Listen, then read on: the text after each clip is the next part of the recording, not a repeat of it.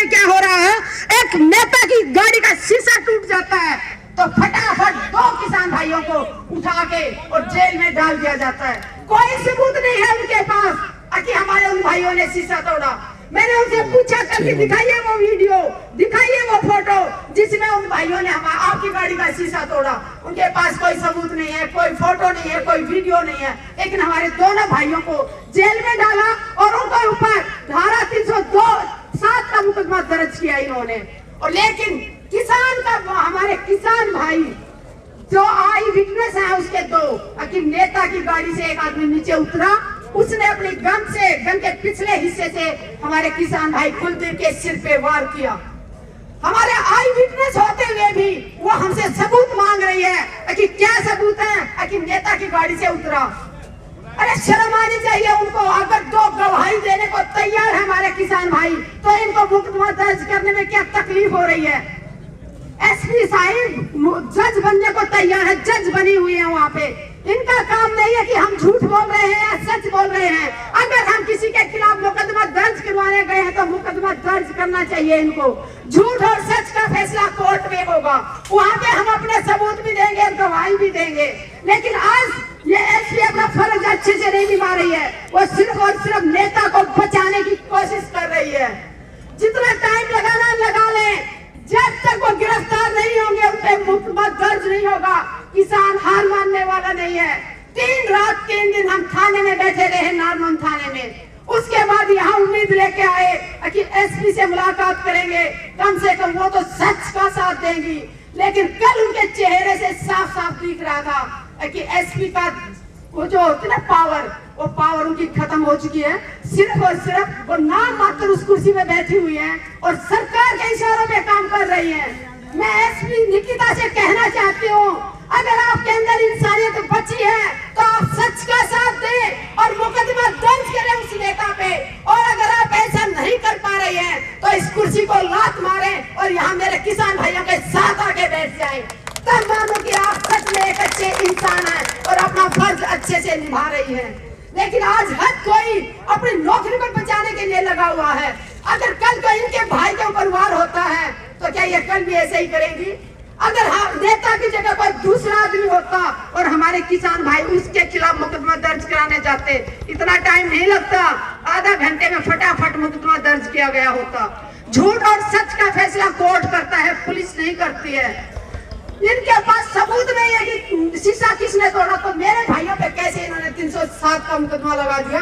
किसकी जान लेने की कोशिश कर रहे थे मेरे भाई? अन्याय सहने की एक शक्ति होती है और जिस दिन किसानों की सहन शक्ति खत्म हो गई ना, उस दिन ये नेता ढूंढने से नहीं मिलेंगे। कितनी बार मैं हमेशा संयुक्त किसान मोर्चा से भी अपील करती हूँ, कितनी दिन तक गांधीवाद का उसे चलते रहोगे कदमों पे? अभी भाई एक थप्पड़ मारे तो दूसरा गाल आगे उड़ा दो। 700 से ज्यादा कुर्बानी दे चुके हैं किसान भाई और फिर भी हम अनुशासन बनाए रखे हुए हैं, शांति में बैठे हुए हैं। लेकिन ये सरकार किसानों के अनुशासन को, किसानों की शांति को, किसानों के धैर्य को, ये किसानों की कमजोरी समझने लगी है। किसान कमजोर नहीं है, कान खोल के सुन ले मोदी सरकार। किसान ना तेरी लाठी से डरता है, ना गोली से डरता है, ना तेरी जेल से डरता है। अगर जेल भरने लग जाओगे तो तुम्हारी जेलें छोटी पड़ जाएंगी। ये वो लोग हैं जिनके बेटे बॉर्डर में सीना तान के खड़े हैं और जो देश की 1 इंच जमीन के लिए सीने पे गोली खा लेते हैं। तो आप लोगों ने कैसे सोच लिया कि हम अपने दादा परदादा की जमीन को अडानी अंबानी के हाथों में जाने देंगे? बिल्कुल नहीं। जितनी कुर्बानियां और देनी पड़ी हम तैयार हैं, माताएं बहनें तैयार हैं। शुरू दिन से मेरी मातृ शक्ति दिन रात किसान भाइयों के साथ कंधे से कंधा मिला के लड़ाई लड़ रही है। चाहे पुलिस से मुकाबला करने की बात हो, भूख हड़ताल की बात हो, चाहे रात और दिन थाने में बैठने की बात हो, माताएं बहनें कंधे से कंधा मिला के चल रही है। और आगे भी मैं किसान भाइयों से वादा करती हूँ, जहाँ पे भी जरूरत होगी माताएं बहनें आखिरी सांस तक आपका साथ निभाएंगे, आखिरी सांस तक आपका साथ निभाएंगे। ना हम सरकार के सामने झुकेंगे, ना डरेंगे और अपने कुलदीप भाई को न्याय दिलाए बिना यहाँ से नहीं हटेंगे, टाइम कितना भी लगे। एक दिन हुआ है, कल रात को, कल सुबह हम यहाँ आए थे, सारा दिन बैठे रहे, सारी रात, और आज दूसरा दिन हो गया। टाइम ये कितना भी ले लें, क्योंकि इनके हाथ में है, पावर इनके पास है, लेकिन हमें अपने आप पे भरोसा है।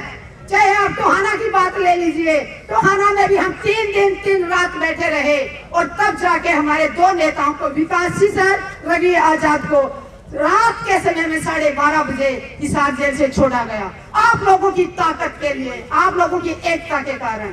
और करनाल में आप सबने देखा होगा, क्या हुआ, लाइट में आप लोगों ने सबने देखा होगा, प्रशासन ने इंटरनेट सेवाएं वहाँ पे बंद कर दी थी, और इतनी ज्यादा पुलिस बुला रखी थी, बहुत ज्यादा पुलिस, बीएसएफ के जवानों को वहाँ पे बुला लिया था।